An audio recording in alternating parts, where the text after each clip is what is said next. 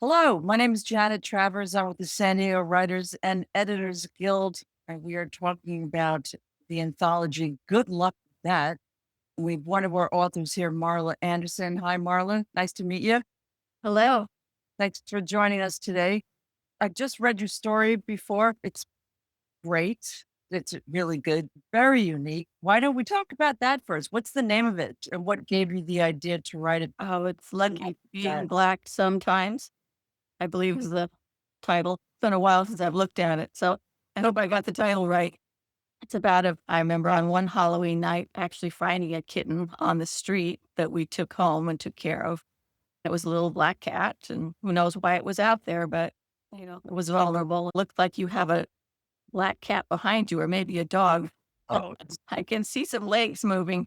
several right over there. Yeah, it's hogging up my bed. So, how long have you been with the San Diego Writers and Editors?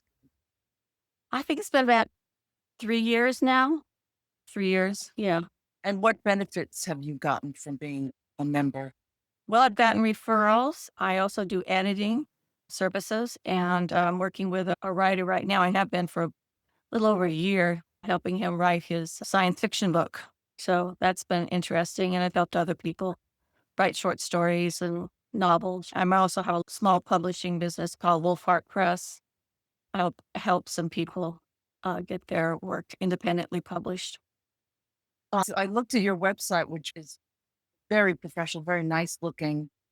Definitely caught my eye. I would be interested in your book just by looking at it because it's so clean, Appreciate that. professional looking. Do you self publish or are you publishing it? Publishing under Wolfheart Press, but I own and operate Wolfheart Press, so essentially I'm self-publishing, but I don't like to have it under my name. I think it's more professional to have it as a business name. To start your own publishing company, was it difficult? I wouldn't say difficult. There's hoops you have to jump through.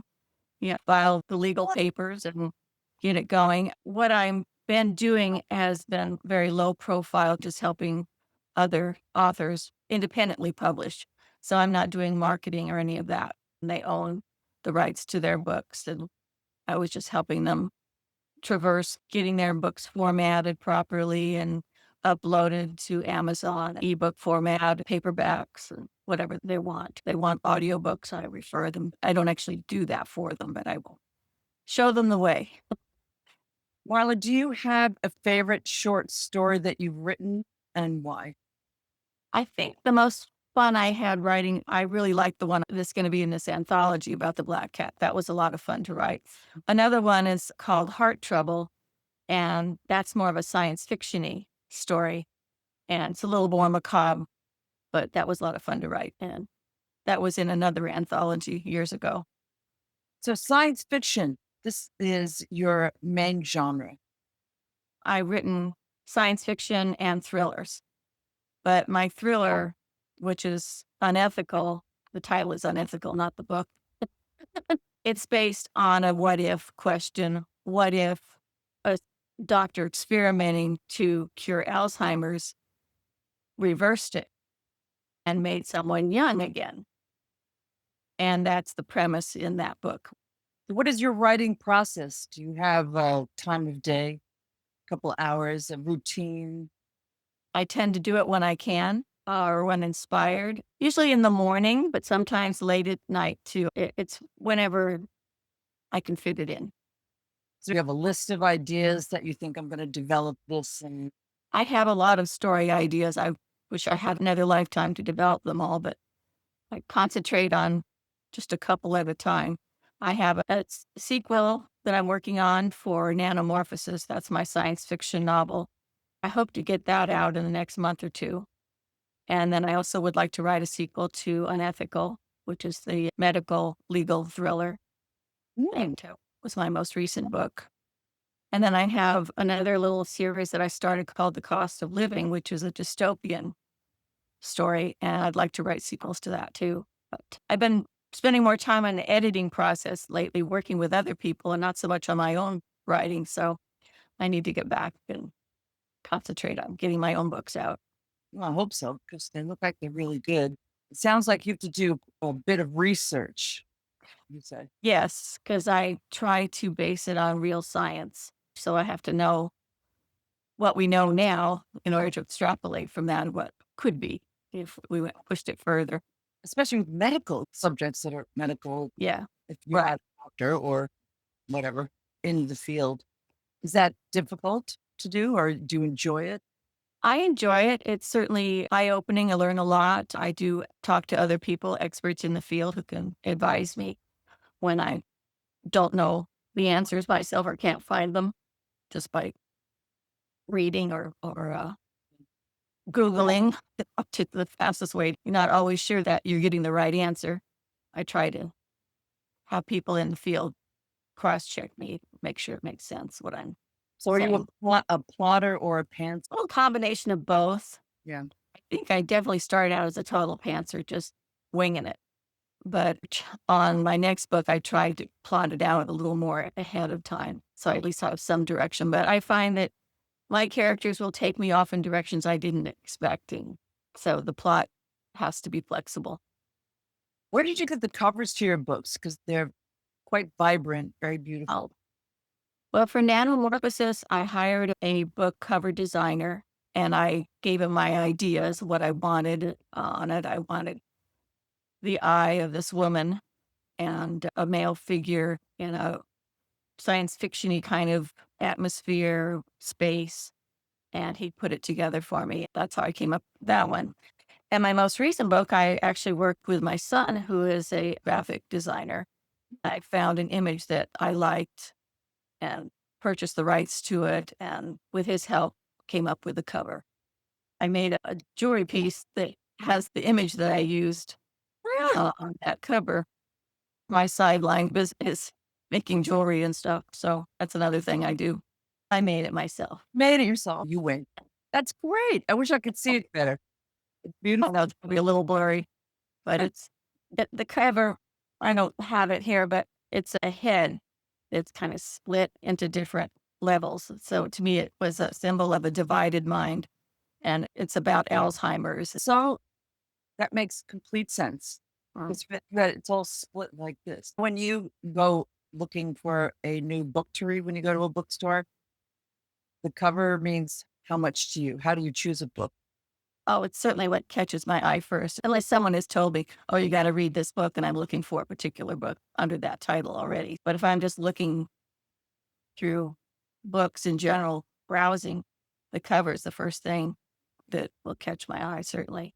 And then the title, and then the first couple pages. I wanna see the quality of the writing, if it pulls me into the story or not. Do you read the last page, Marla? Oh, no. No, no, no. I never do that. And now a lot of people do that, and if they don't like how it ends, they won't read the book. It's kind of like speaking opening Christmas presents. And then, Yeah, no, I don't do that. do you remember the first story you ever wrote? If you wanna go back to grammar school, Sure. You're a writer. I'd love to hear it. How did it start? yeah, I remember writing a 100-page novel. What? It was like in 3rd grade, and it started all my school friends, and we were on a ranch, and there were lots of horses and dogs involved, and that's really all I remember about it. I wish I had it now, it would be fun to read, I'm sure it'd be hilarious.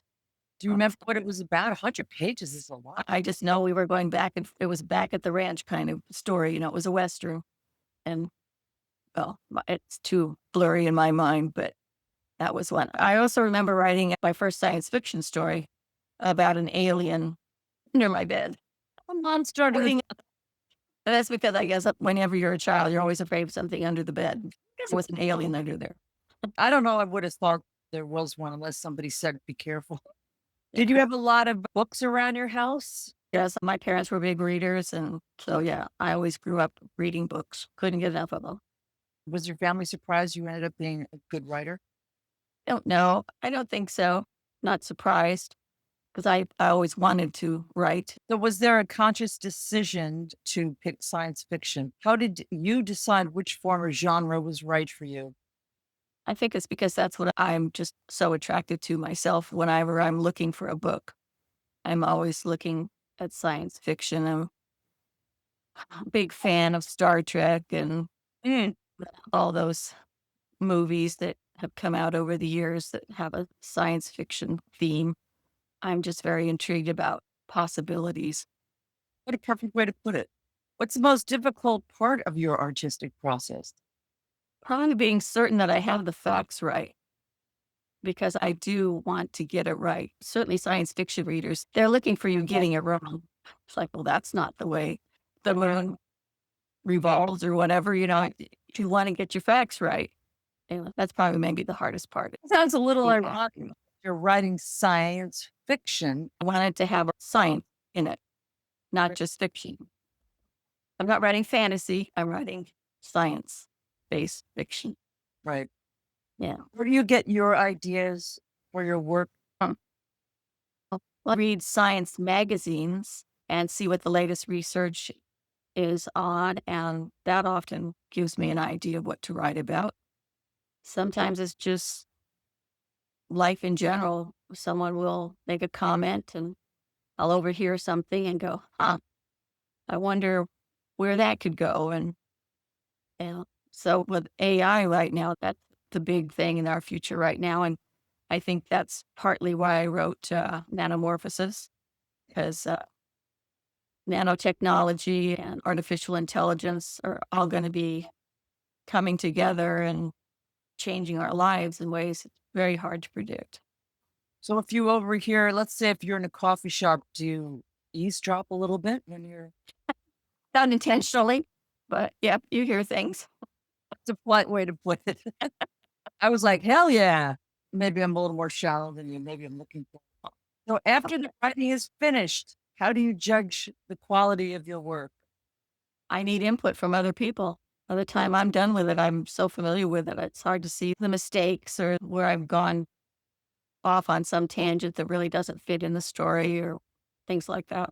I have a writing group that I bounce ideas off and share my work in progress. And when I feel like it's as good as I can get it, then I want beta readers to get feedback. And last two, I hired editors to look at it in detail. I don't want to be the only one looking at it. Is it to hire editors? You're judging them by, of course, the work they've done in the past. Yes. And being an editor myself, I can tell if they're going to be helpful or not to me. And it's on my wavelength as Yeah. well. Yeah.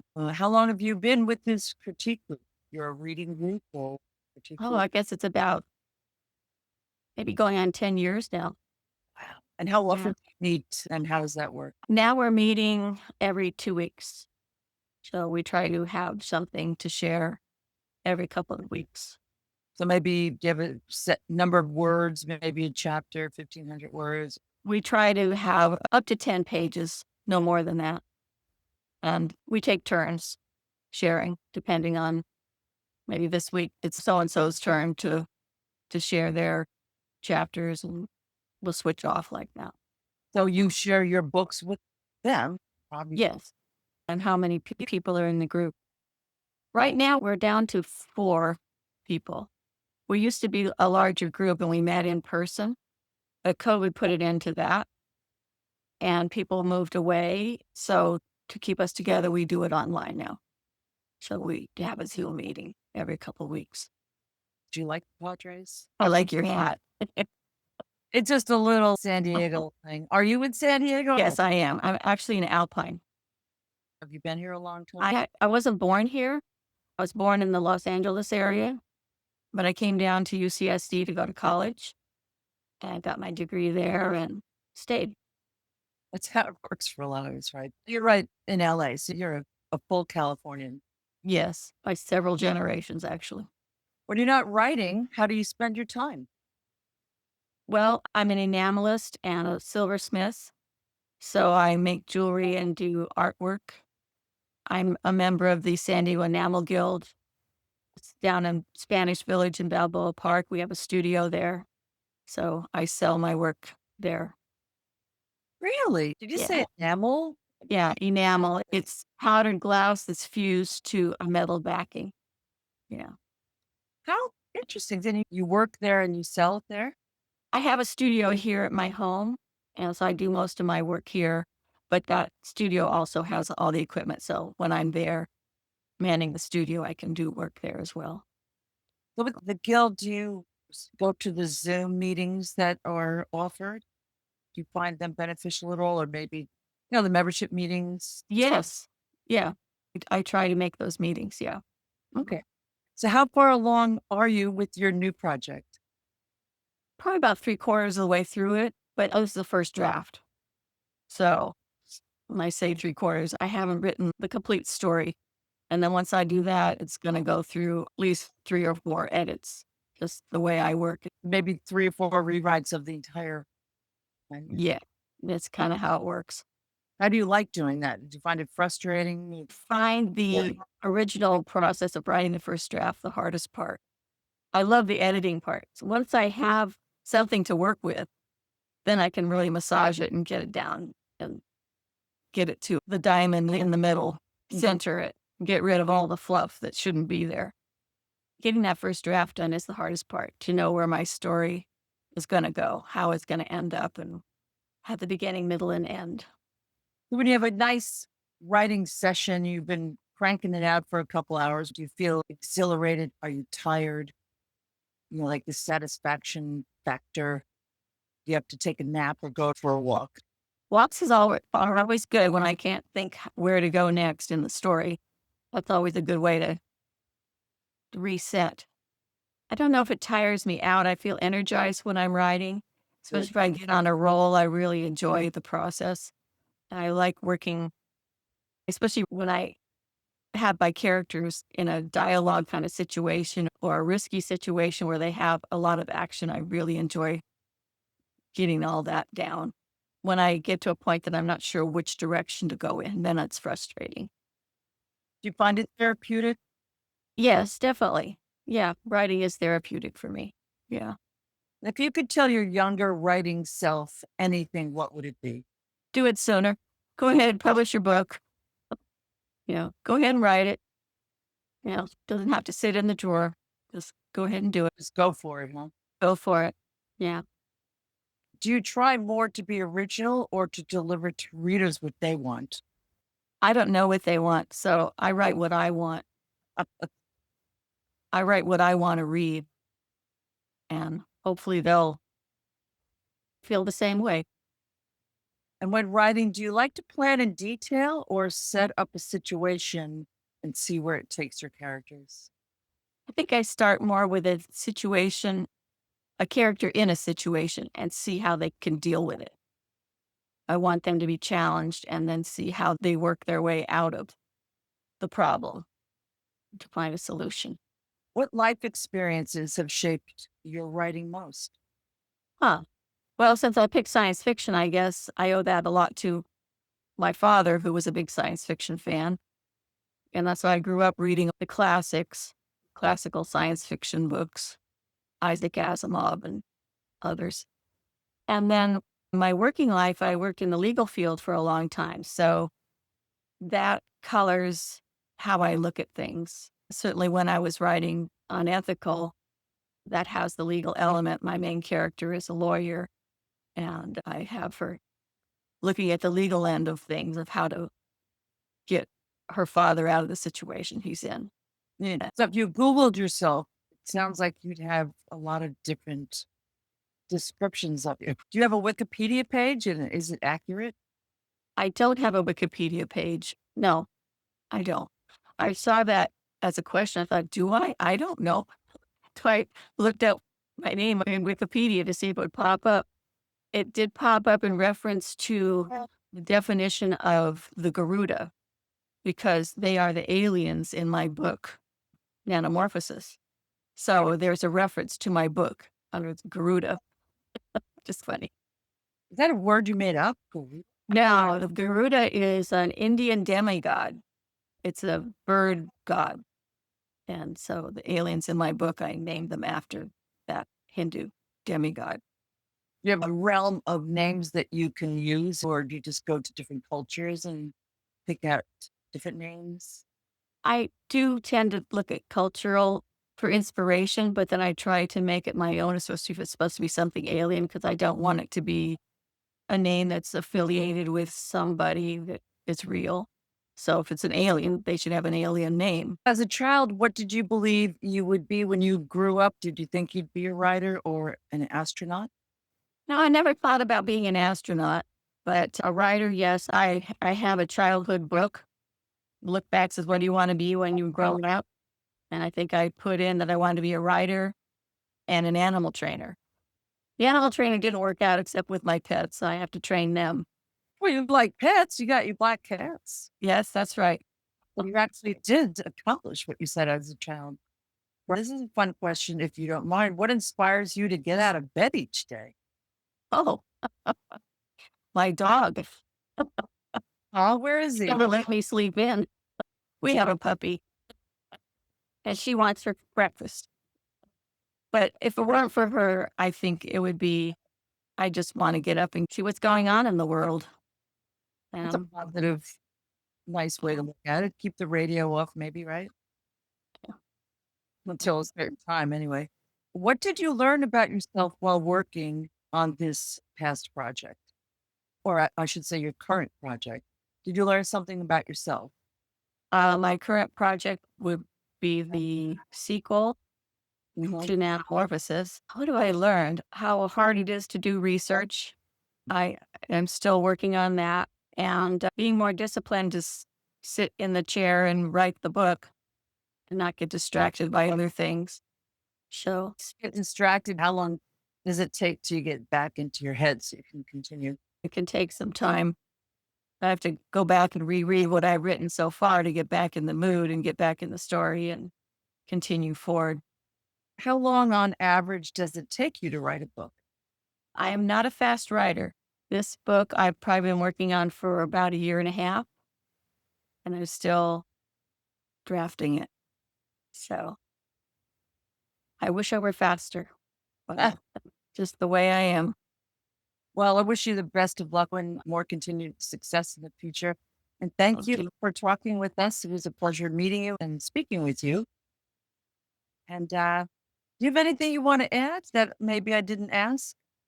No, I think we pretty much covered it, but I really appreciate you taking the time to talk to me and the opportunity to share my experience. It's been a pleasure. Okay. Bye bye.